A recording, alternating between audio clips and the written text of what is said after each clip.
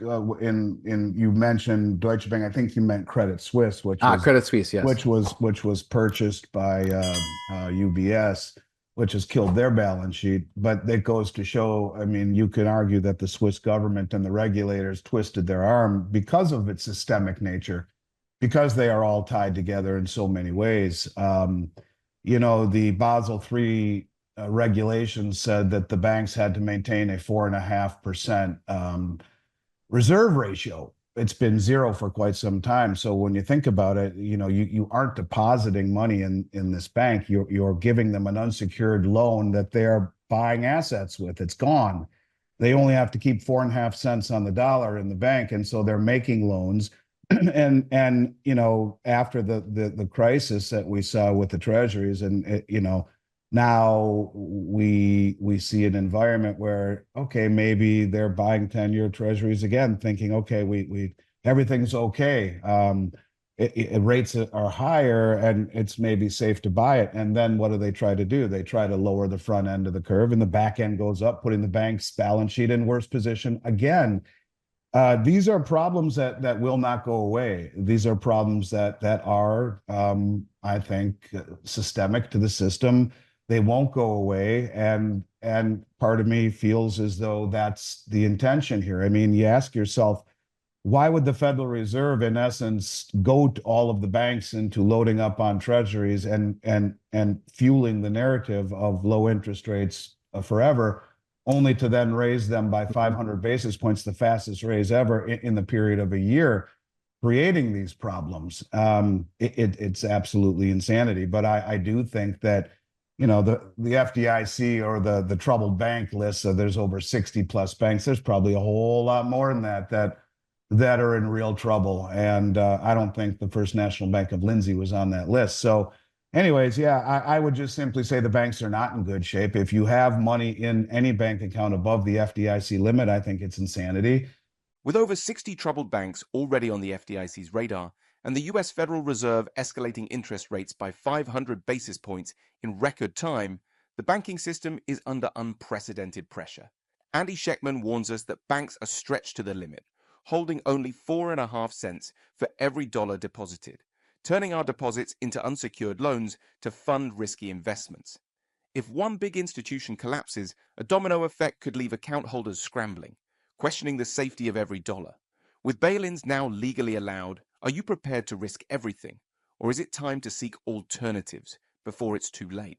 We were told this by Powell. There would be consolidations. This is what they want. They don't want 5,000 banks. They want a much smaller network of banks as we transition into central bank digital currencies, making it much easier to roll out modern monetary theory if we really go down that path. But this is just beginning, done again. There's no question to me that this is just beginning, because the commercial real estate problem is not going away. People are not going back to these office buildings, and it's not just the office buildings; it's all of the establishments that have sprung up around it. And as people leave, they're these office buildings, and there's this vacuum of there's no one there, so no one is at the restaurants and the bars and the shops and the salons, and so they start to leave. And then the people who are living in that area say, the quality of life is going down, and the lack of tax revenue starts to increase because they're not getting the tax revenue they once did. So then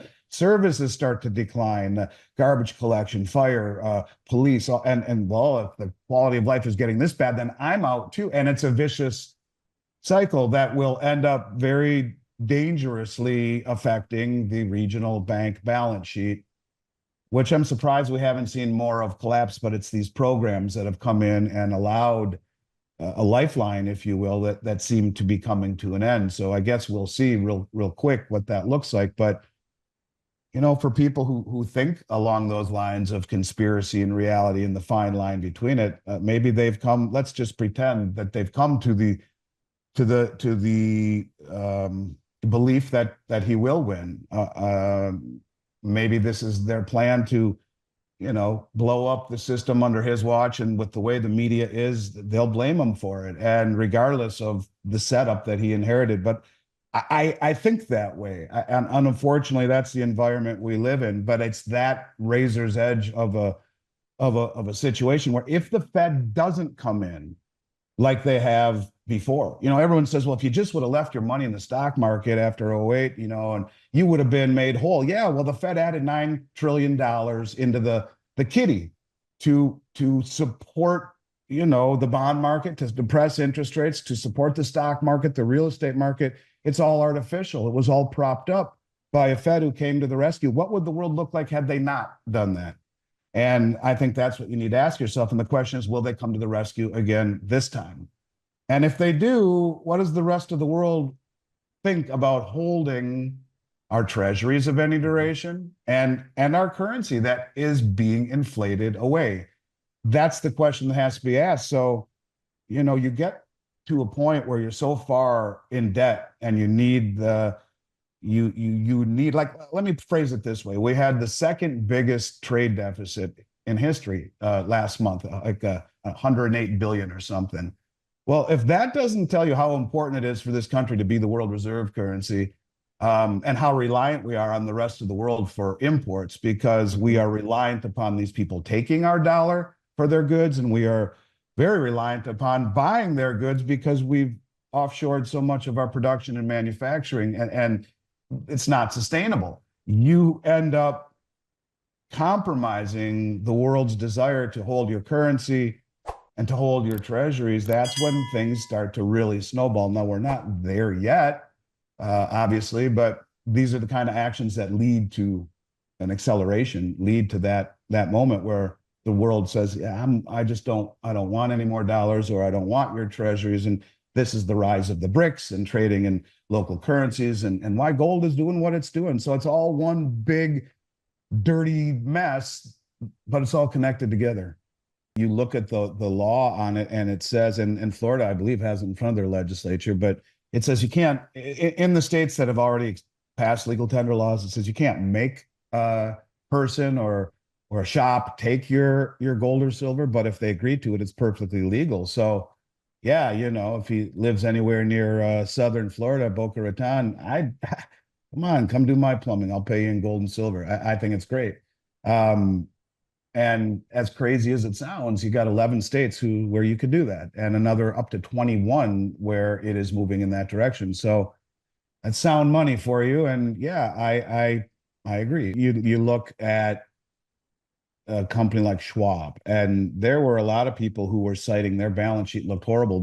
I think they actually borrowed from the BTFP. They got a huge injection on their balance sheet, I believe, when they took TD's clients over and saved them. But yeah, I mean, the brokerages, you could argue, some are probably better than others, but I don't think that there's really any place anymore, when you put in the context of the great taking, where you can, and it's crazy to even say this, that what is safe anymore? If you can't trust the banks, if you can't trust insurance companies who are loaded with treasuries, if you can't trust brokerages, which your shares are potentially rehypothecated, where you are subordinate in ownership if there's a problem. It's really a crazy thing. When I used to always throw around without even thinking about really what it meant, it's easier to make money than to keep it, but it is. And now more than ever. And I think traditional forms of investing, which have really worked very well in a falling interest rate environment for 40 years, will come under strain, especially when you realize that the benefit of easy money, easy liquidity, and low interest rates were incredibly bullish. But what would a credit contraction and rising rates look like to this economy? It would be equally as bearish. And when you throw into it the over leverage that is inherent into the system right now, that's when it becomes a problem and starts to become systemic and starts to bring things down. But it doesn't take more than one big institution to go down. That's the point, is that ask yourself, if Truist Bank here in Florida, to that guy, he knows who Truist is, they're all over Florida. If it went under and it was bailed in, and they're a big regional bank,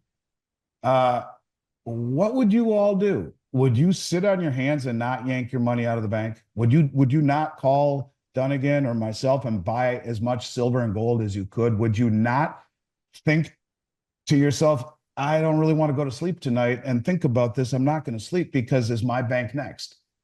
And, for those people who didn't watch us last week, when Lindsay Bank failed, there was only 7 million in uninsured deposits. Silicon Valley and Signature had hundreds of millions, if not more, in uninsured, and it was all bailed out illegally. These poor folk in rural Oklahoma, Podunk, Oklahoma, no one's going to think about them. 7 million in uninsured deposits. They only got 3.5 million back and probably will never get that other 3.5. And so what that means is they said the FDIC limit is covered of 250 and half of the uninsured is covered. So if you had $1 million in that bank because you're buying a new home and you have to make payments, you get 250 plus half of the 750 is 375. That's 6.25. The other 375, you're dead in the water. What are you going to do? You're not getting that back. And if you do, they have 4 years to pay you, and in the form of bank stock in the new bank. And so, when people say the banking system is sound, no, it's really not. It's an illusion. And when they change laws to say you are an unsecured general creditor, i.e., last to be paid, and bail-ins are the law of the land, and yet no one knows about it, I would say it's not safe. They are not safe, and it's a powder keg waiting to happen in an economy which is teetering on the edge of some pretty dark things, especially as you see yields on the back end of the market rise, which will lead to yield control on the market, on the bond market, where the only one who's going to come in and buy the treasuries is the Federal Reserve. This leads to hyperinflation. It's all roads lead to the same place. And this is what happens when you mess with Mother Nature and continue to paper over all of these inequities instead of letting them be cleansed and letting true capitalism work. Now that you know the real risks hidden in our banking system, you're going to want to watch our next video on how central bank policies are quietly setting the stage for the next economic storm. Don't miss out. Like, comment, and subscribe for more insights. Stay informed, and I'll see you in the next one.